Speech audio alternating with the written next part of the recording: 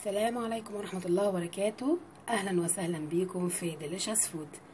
النهاردة عندنا معلومة في كلمتين، حاجة بسيطة كده، عبارة عن معلومة مهمة أنا عرفتها وبستعملها وعلى تجربة عن زيت القرنفل. زيت القرنفل زيت خطير جدا، مفيد جدا جدا في حاجات كتيرة قوي، منهم حاجتين أنا جربتهم كويس قوي. أولا المعلومة ديت للستات فقط. قبل ما تيجي تعملي السويت، طبعا اليوم ده بيبقى يوم صعب جدا على كل ست، ف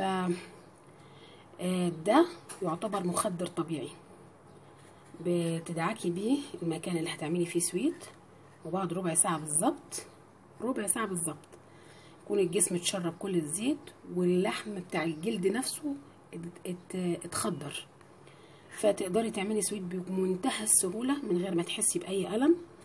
وبعدها على طول تغسلي المكان كويس بميه دافيه وبعدين بشويه ميه ورد. دي اول معلومه انا عن تجربه شخصيه بعملها، وعمري ما بستغنى عن زيت القرنفل ابدا. تاني معلومه، مخدر لآلام الاسنان. اي آلام في الاسنان في اللثه بدعك بيه بقي واسناني، وبعد شويه وساط ما بحسش باي ألم، بيخدر معايا اي ألم. في معلومه ثالثه، هو زيت مفيد جدا، يعني خطير لفرد الشعر المجعد.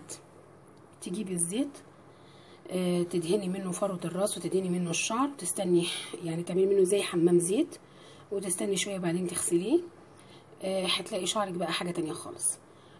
في ناس بتستعمله كحمام زيت، وانا عن نفسي بحط منه نقطتين على كريم الشعر بتاعي علشان خاطر يبقى متواصل معايا يعني، ويعمل معايا فايدة حلوة.